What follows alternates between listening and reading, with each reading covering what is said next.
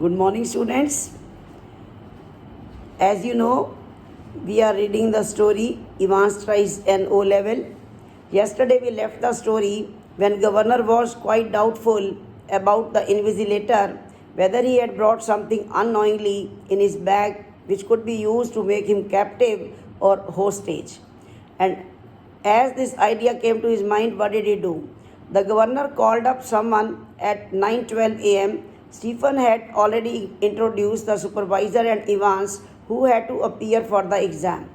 Just at that moment, Jackson came and asked McLeary to come outside for a minute. He explained about the governor's reasons for being worried. McLeary cooperated him in the frisking process by holding out his arms so that he could be checked. Jackson started checking him very fast. He then found something hard, which McLeary said that it was his reading glasses. To be more sure, he even checked his suitcase. He checked at each envelope and carefully searched everything with his palms. He also went roughly through the Holy Writ and the church times. Everything was fine, but there was one thing in the suitcase that was strongly confusing him. Jackson asked McLeary as to why he had brought a half-filled rubber ring which was not even fit for a small child with 12-inch waist. He asked him whether he was going for a swim. McLeary, who till now seemed very friendly, suddenly changed because of his tasteless joke he had made. So he told him that he was suffering from hemorrhoids, means piles, and when he has to sit for a longer time, he left his sentence incomplete, means he could not sit without a ring. Jackson felt very awkward but felt sorry for asking him all that. He then later on discovered the paper knife in the suitcase and said that he hoped McLeary did not mind if he kept it with him. It was 9:18 a.m. when Governor heard their voices again. It was understood that the exam will start a little late. McLeary queried Evans about having a watch. He answered yes. He said that he would tell him when to start and he would again tell him when only 5 minutes would be left. Evans said nothing. McLeary gave him instructions about where to write the index number, center number, etc. He quietly followed it. When McLeary was about to say start, Evans interrupted him and looked at Stephen, and Stephen answered that he has been ordered by Mr. Jackson to stay there for the exam. Evans complained of not being able to concentrate if someone will be constantly be watching him like this. He also felt sorry for this. Governor called Jackson, who was listening everything, ordered him to get Stephen out of the cell as he thought they were doing it a bit too much.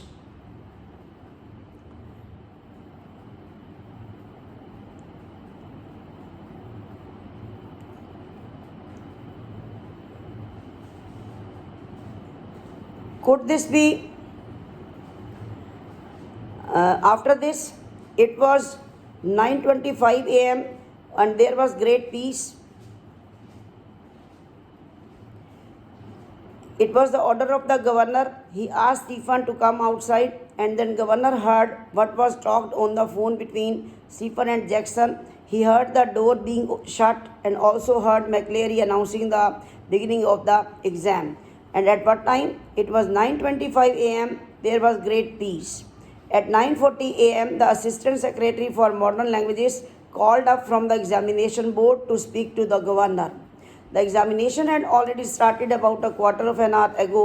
He told him that some fool had not placed the correction slip in the examination package.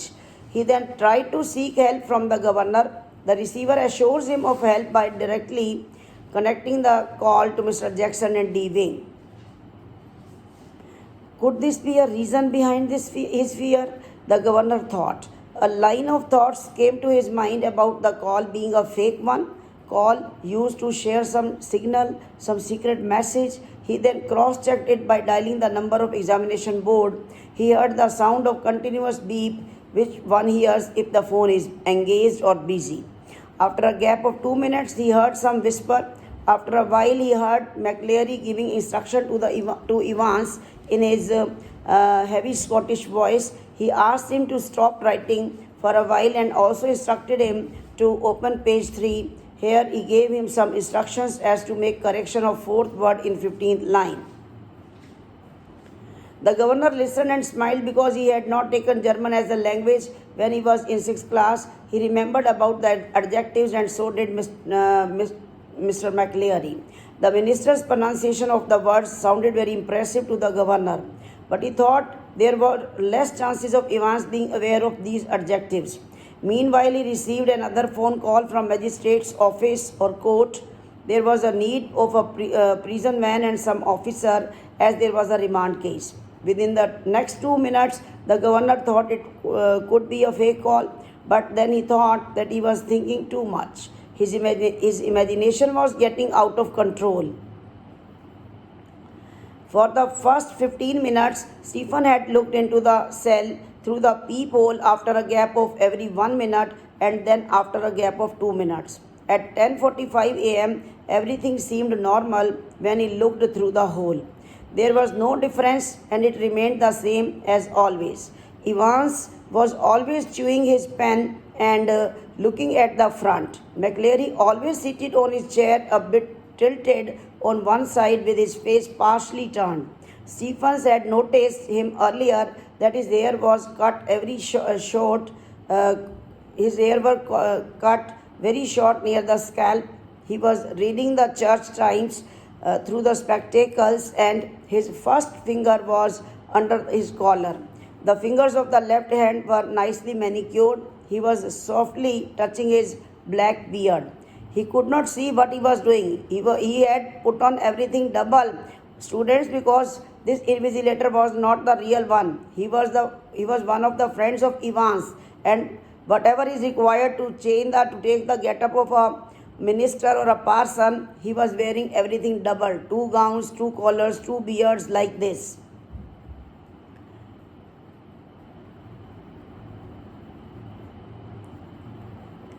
And after this, at 10:50 a.m., another phone call was received, and after a while, the governor found that he had almost forgotten about Evans. He then heard Evans seeking permission from the supervisor to wrap a blanket around his shoulder as he was feeling cold there. McLeary allowed him. At 10:51 a.m., Stephen was more than a little surprised to see a grey regulation blanket draped around Evans' shoulders. And it seemed strange to him that he even thought of reporting Jackson for this new change he had noticed. He again looked at him and noticed that Evans pulled the dirty blanket close to himself. Now Stephen was getting doubtful about Evans. He even thought that he could harm McLeary by suffocating him with his blanket. But then he told himself that he should not behave so foolish, as there is no sun on this side of prison, not even in summers.